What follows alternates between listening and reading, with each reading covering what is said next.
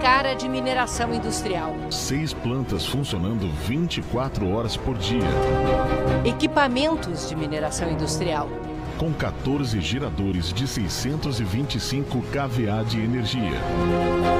Até propaganda de negócio lícito. Heliporto e pista de pouso para aviões. Mas esta semana, quem desceu na pista asfaltada numa operação de busca e apreensão foi a Polícia Federal. A PF comprovou que esse é um garimpo ilegal, fincado no meio de uma unidade de conservação em Itaituba, no Pará, e tocado por uma organização criminosa. Com 3 operações simultâneas em 7 estados, a Polícia Federal deu seu maior golpe até hoje nos crimes de garimpo. Bloqueou nada menos que 3 bilhões de reais em bens e dinheiro. E prendeu 5 pessoas.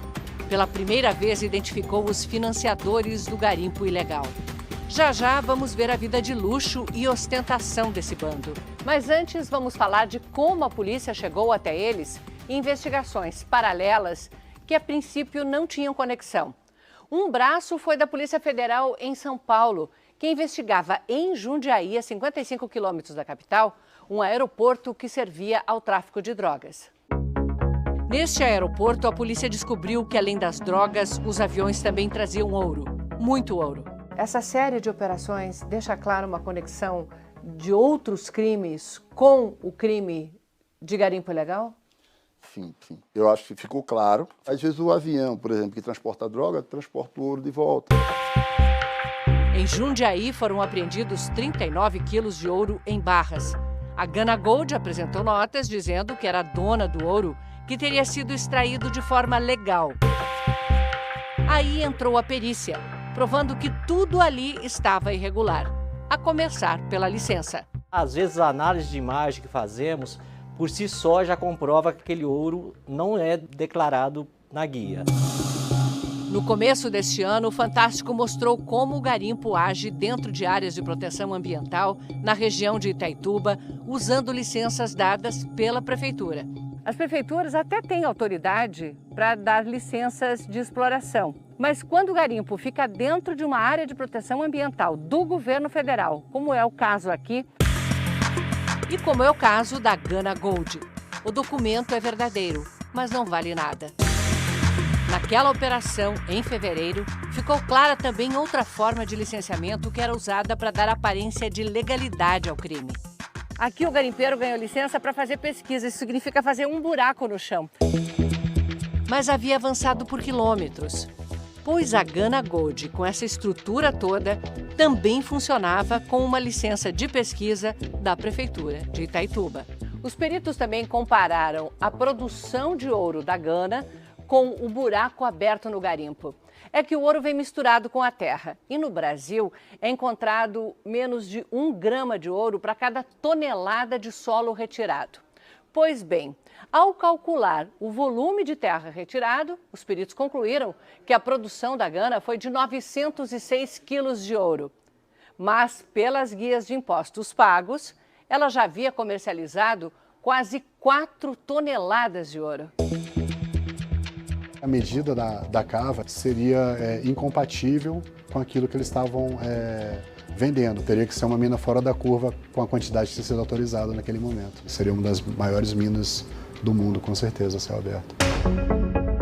Teria de ser 32 vezes mais produtiva que qualquer mina brasileira. Mas então, de onde veio tanto ouro? Segundo a Polícia Federal, esquentando ouro ilegal, abundante na região. Cada pontinho desses é um alerta de garimpo no sistema da Polícia Federal. A própria Gana Gold minerava fora da área para a qual dizia ter licença. Em setembro do ano passado, a Polícia Federal foi lá na Gana Gold com o IBAMA e ICMBio. Encontrou ouro escondido até dentro de geladeiras desligadas. Nessa operação, os policiais recolheram também amostras do ouro produzido ali para ser periciado em laboratório. Olhando de perto, é possível ver mais do que o brilho do ouro. Equipamentos de raio-x revelam até a forma dos grãos e a composição de minerais que vem junto na liga. É que mesmo depois de purificado e fundido numa barrinha como essa, o ouro mantém uma assinatura, uma identidade. São as características químicas únicas daquele lugar onde ele estava na natureza, numa rocha, no solo ou no leito de um rio. E é por isso que, analisando uma amostra, a polícia consegue fazer o caminho inverso, determinar o local onde ele foi extraído. E mais, se foi processado pelo garimpo ou por uma mineração industrial.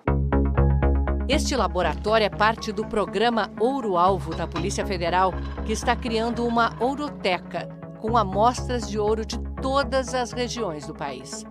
Muitas são recolhidas nas ações contra o garimpo ilegal, como os tapetes, onde o ouro começa a ser separado do barro no garimpo. Por meio de estudos isotópicos e até estudos mineralógicos e geoquímicos, a gente consegue determinar, estabelecer uma diferença entre o ouro de uma região, por exemplo, do Tapajós, para um ouro que é oriundo, por exemplo, de Roraima, ou um ouro que seja oriundo do Amapá, da região da Guiana Francesa. Mais ou menos como se fosse uma comparação de digitais, né?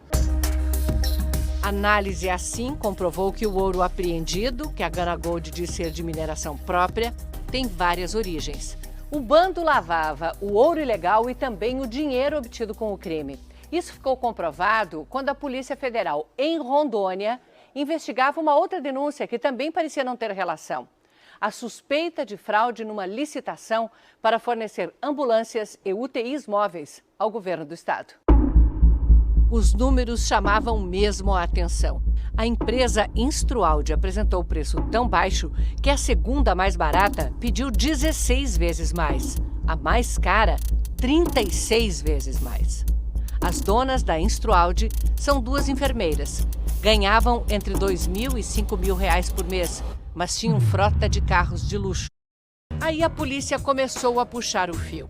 O marido de uma delas, Marcelo Medeiros, que era quem administrava o negócio, tocava também uma empresa de táxi aéreo e uma rede de padarias em nome de laranjas. E controlava contas bancárias que faziam depósitos e saques milionários em dinheiro. E de onde vinha esse dinheiro? Pois o Marcelo é irmão do Márcio Medeiros, um dos donos da Gana Gold. E em Rondônia tocava a lavanderia do ouro ilegal do Pará. Em 2020, as investigações apontaram que o volume de dinheiro aumentou muito. O Marcelo não tinha mais, como comprovar esses recursos que entravam aqui nas empresas dele, começou a diversificar o ramo dele de atividade, adquirindo essas padarias, adquirindo loja de roupa e, recentemente, até uma empresa que fornece painéis de energia solar, ele criou. Em apenas 3 anos, de 2019 a 2021, essa organização, entre empresas e pessoas físicas, movimentou uma soma surpreendente em dinheiro. A movimentação bancária desse grupo chegou em torno de 16 bilhões de reais. Bilhões mesmo, com B. Exatamente. Na quinta-feira, pouco antes do amanhecer, Marcelo foi preso em casa, uma mansão em Porto Velho. Também em Porto Velho foi preso Alisson Alves da Silva, sócio de Marcelo, que chegou a criar uma criptomoeda para lavar o dinheiro do garimpo. Ao mesmo tempo, Márcio Medeiros era preso em Goiânia, no condomínio onde moram famosos da música sertaneja. Ele usava uma identidade falsa para esconder um passado de crimes ligados ao tráfico de drogas. As iniciais dele aparecem assinando seus símbolos de ostentação. Num telefonema interceptado, Márcio explica a uma corretora detalhes da casa que queria construir. Uma mansão boa mesmo, entendeu? 6, 7 suítes, 4 master, entendeu? É para nós chegar a ter referência. Ó, a casa do fulano é melhor de lá. Não importa se eu vou gastar 10 milhões, 12, 8 ou 7, que seja. Uma casa que tem garagem para 6 carros bons, usando madeira, entendeu? Eu gosto de trem um pouquinho rústico também, entendeu? L. Ponto não podia faltar. Eu já sou acostumado com helicóptero, tem 2 helicópteros. A outra casa de Márcio fica mais perto do garimpo, em Novo Progresso, no Pará, onde ele se casou em 2020 numa festa de arromba. 2 shows de música sertaneja num casamento duplo. As noivas são irmãs e e os noivos, parceiros no crime. Dionei Farias Brito, administrador da Gana Gold, também foi preso na quinta-feira. Eles são acusados de usurpação de bens da União, organização criminosa, lavagem de dinheiro, crime ambiental e grilagem de terra pública. Essas imagens de satélite mostram a rapidez com que a Gana Gold avançou, destruindo o equivalente a 212 campos de futebol desde 2019. A perícia calculou os danos ambientais em quase 300 milhões de reais. Um crime assim, em escala industrial, precisa de muito capital inicial. De onde saiu o dinheiro? Segundo a polícia, daqui do Rio de Janeiro, dessa empresa de transporte que fica em Parada de Lucas, na zona norte da cidade. A Zocar tem uma frota de 600 veículos, entre caminhões e máquinas pesadas, como aquelas usadas no garimpo. De acordo com a Polícia Federal, era o dono da Zocar, Domingos Dadalto Zóboli, quem mandava de verdade na Gana Gold. O Domingos Zóboli tinha um papel de financiador nessa organização criminosa, entrou na sociedade da MM Gold, né, também chamada de Gana Gold, e era majoritário na sociedade. Talvez já estivesse alugando esses veículos para a Gana Gold e acabou entrando na sociedade. Toda a frota da empresa foi apreendida por ordem da Justiça. No dia da operação, Domingos Zóboli estava em Belém. Aqui ele aparece fazendo check-in no hotel onde foi preso. Segundo a Polícia Federal, Domingos tinha ido tentar novas licenças para exploração de ouro. A Polícia Federal também investiga funcionários da Agência Nacional de Mineração por indicativos de corrupção e cooptação pelo crime. A ANM disse apenas que não foi oficiada depois da operação da Polícia Federal na quinta-feira.